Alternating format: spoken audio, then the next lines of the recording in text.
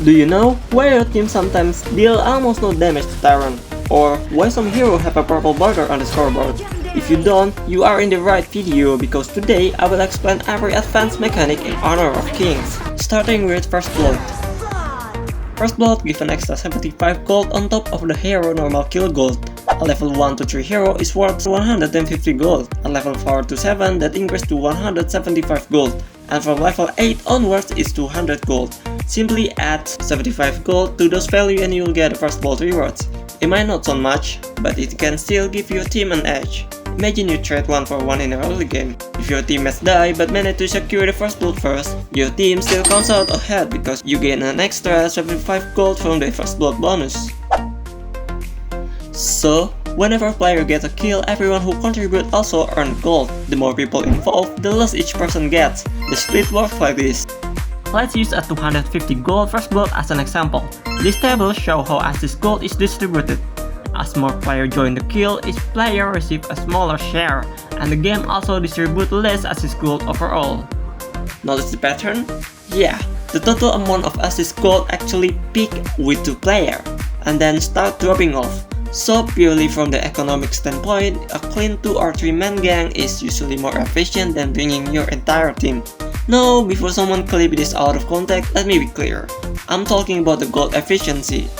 If you're playing solo queue and your teammate is asking for help, don't ignore them because the math says 2 people is optimal. Winning the fight is always more important than squeezing out the few extra gold. This is simply one of those small optimizations that matter when every bit of economic counts.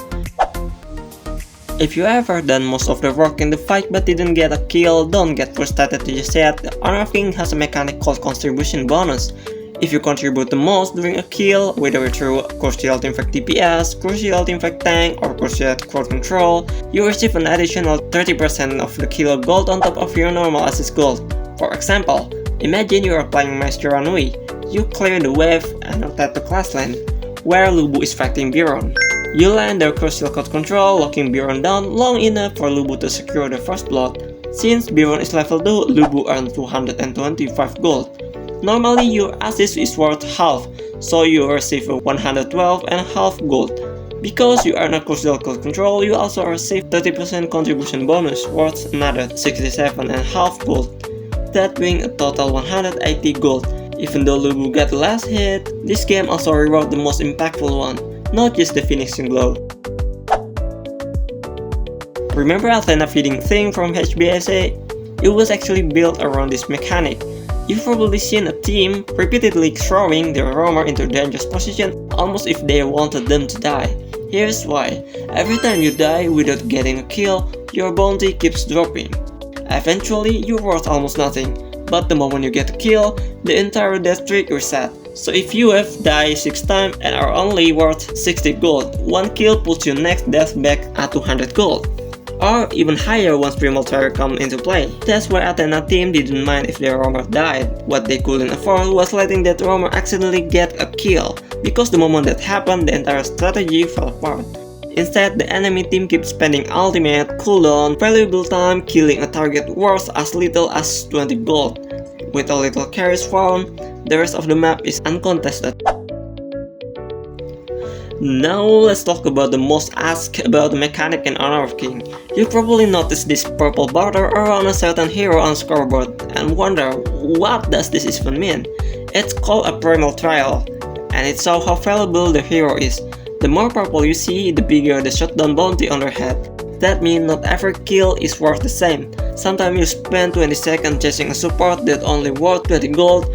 Other time, you shutting down an enemy carry can be worth hundreds of gold and completely swing the game economy. So how does a hero build that bounty?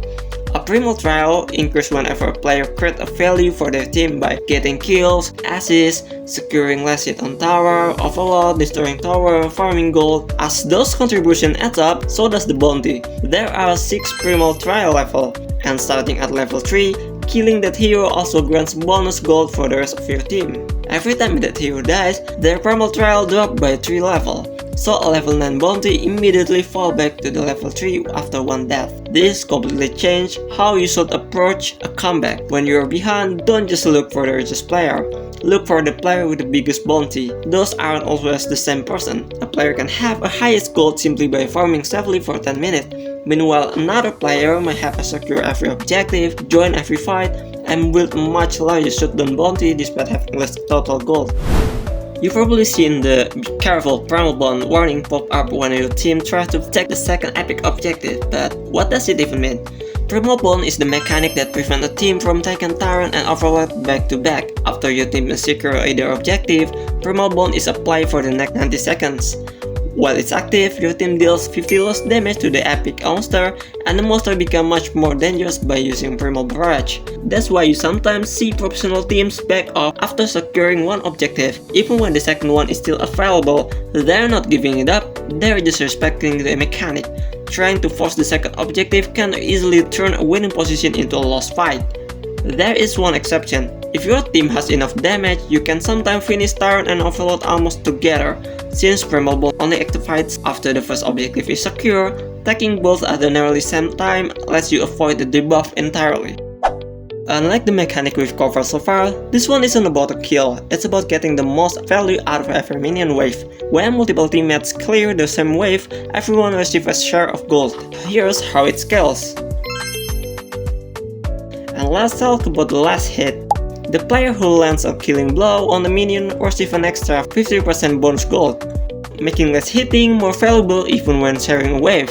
However, there's an important exception during the first 4 minutes. A jungle item passive disables the last hit bonus. If a jungler last hit a minion while a teammate is nearby, the jungler doesn't receive bonus gold. Instead, it is given to nearby teammates. If there are 2 or more nearby teammates, no one receives the last hit bonus. A roamer also doesn't receive the last hit bonus while sharing a wave, but if a jungler is nearby, the jungle item passive is disabled, leaving only roam passive is active. As a result, the jungle receives a normal gold sharing when the roamer is there.